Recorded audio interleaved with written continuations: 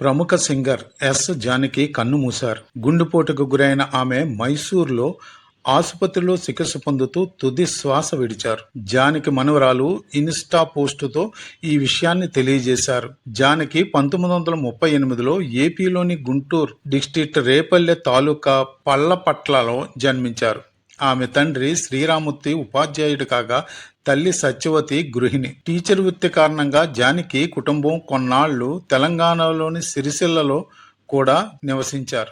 గాయనిగా గొప్ప పేరు ప్రఖ్యాతులు సంపాదించుకున్న ఎస్. జానకి 2 చిత్రాల్లో డబ్బింగు, 1 చిత్రానికి సంగీత దర్శకత్వం వహించారు. ఉషా కిరణ్ మూవీస్ వారి చందమామ రావే 1987లో, జడ్జిమెంట్ 1990లో చిత్రాల్లో బేబీ సుజితకు ఆమె డబ్బింగ్ చెప్పారు. అలానే ఉషా కిరణ్ మూవీస్ వారు గట్టిగా పట్టుపట్టడంతో మౌన పోరాటం 1989లో చిత్రానికి సంగీత దర్శకత్వం చేశారు. ఆమె కంటే ముందు తెలుగులో పి. భానుమతి, పి. లీలా, బి. వసంత సంగీత దర్శకత్వం చేశారు. తన సంగీత దర్శకత్వం గురించి జానకి చెబుతూ, సంగీత దర్శకత్వం అనేది కంప్లీట్ గా బ్రెయిన్ వర్క్, చాలా సమయం కేటాయించి ఓపికగా చేయవలసిన పని. అది నాకు కుదరదు. ఎందుకంటే పాటలు పాడటానికే టైం చాలదు. ఒక మ్యూజిక్ కంపోజింగ్ కు సమయం కేటాయించడం ఎలా సాధ్యమవుతుంది?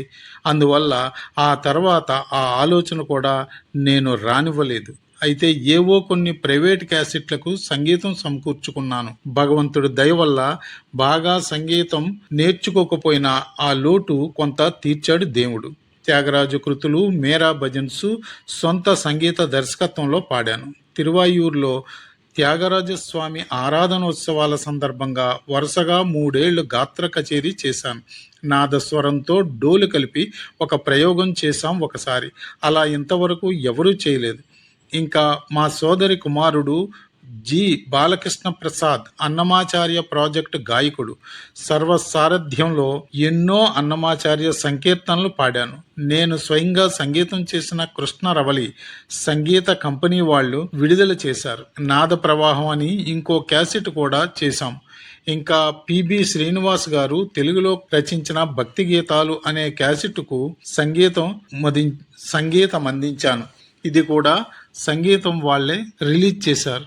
ఇంకా అయ్యప్ప గీతాష్టకం, శ్రీ వెంకయ్యార్య సుప్రభాతం, శ్రీ షిరిడీ సాయి గీతమాలిక వంటి చాలా క్యాసెట్లు పాడాను. శాస్త్రీయ సంగీతం నేర్చుకున్నది 1 సంవత్సరమే అయినా మా గురువు పైడి స్వామి గారి ఆశీస్సుల వల్లే అన్నీ నేను పాడగలుగుతున్నాను అనుకుంటున్నాను. పాటలకు వరుస కట్టడం, పాడటమే కాదు, కొన్ని పాటలు రాశాను కూడా. నేను ఎక్కువగా చదువుకోలేదు. ఆ మాట చెబితే అబద్ధాలు చెబుతున్నావు అంటారు.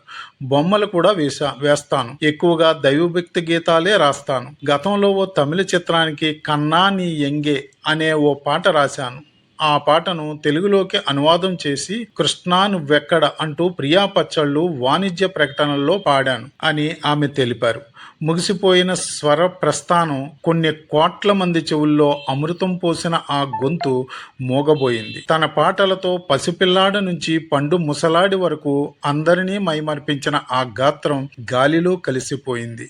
అసలు జానకమ్మ ఇక లేరు అనే మాటను యావత్ భారత సంగీత ప్రియులు జీర్ణించుకోలేకపోతున్నారు. పగలే వెన్నెల పూయించిన వెన్నెలమ్మ గొన్న మామిడి కొమ్మ మీద అంటూ గాత్రం సవరించిన గాన కోకెల సిరిమల్లె పువ్వా అంటూ సిరులు ఒలికిన సిరిమల్లె ఆకాశం ఏనాటిదో అనురాగం ఆనాటిది అంటూ హస్కీ వాయిస్ తో మైమర్పించిన అది ఆమెకే చెల్లింది. నరుడా ఓ నరుడా పాటకు పాడిన ఈలలు ఆకాశంలో ఆశల అరివిల్లు పాటకు చేసిన గోలలు అటు అమలాపురం ఇటు పెద్దాపురం పాటకు వేసిన స్టెప్పలు ఇలా చెప్పుకుంటే దాదాపు 6 దశాబ్దాల పాటు ఆమె పాటల ప్రవాహంలో అందరూ మునిగి తేలిన వారే. 48,000కు పైగా పాటలతో సంగీత ప్రపంచంలో తిరిగిలేని కీర్తిని ఖ్యాతిని సంపాదించుకుంది.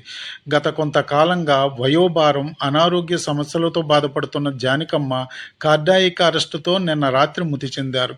మరీ ముఖ్యంగా జానకమ్మ గారి కొడుకు గురించి పలు విషయాలు ఇప్పుడు వైరల్ అవుతున్నాయి.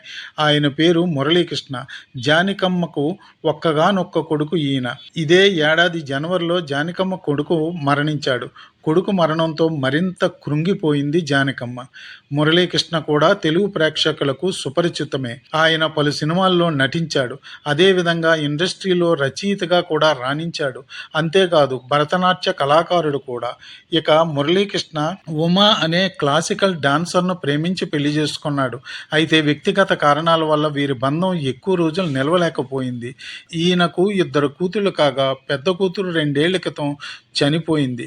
ఇలా పేరుకు గొప్ప సింగర్ కొడుకే అయినా కూడా ఆయన జీవితంలో ఎన్నో ఒడిదుడుకులు ఎదుర్కొన్నాడు. తన సుదీర్ఘ సంగీత ప్రస్థానంలో 4 జాతీయ అవార్డులు మరియు ఆంధ్రప్రదేశ్ ప్రభుత్వం నుండి 12 నంది అవార్డులతో సహా మొత్తం 33 రాష్ట్ర స్థాయి అవార్డులు అందుకున్నారు. 2013లో ఆమెకు ప్రకటించిన పద్మభూషణ్ పురస్కారాన్ని దక్షిణ భారత కళాకారులకు తగిన గుర్తింపు దక్కటం లేదని తిరస్కరించారు. తెలుగు చిత్ర పరిశ్రమకు ఆమె చేసిన సేవలకు గాను 12 సార్లు ఉత్తమ గాయనిగా రాష్ట్ర ప్రభుత్వం నంది పురస్కారాన్ని సొంతం చేసుకున్నారు. తమిళ, కర్ణాటక, కేరళ రాష్ట్ర ప్రభుత్వాల నుండి అనేక రాష్ట్ర స్థాయి ఉత్తమ గాయని పురస్కారాలు 1986లో తమిళనాడు ప్రభుత్వం నుండి కలైమామణి పురస్కారం లభించింది. ఎస్ జానకి గారి అద్భుత కెరీర్, ఆమె పాడిన వేలాది పాటలు మరియు సాధించిన విజయాలు ఈనాటి యువతకు ఎంతో ఆదర్శం.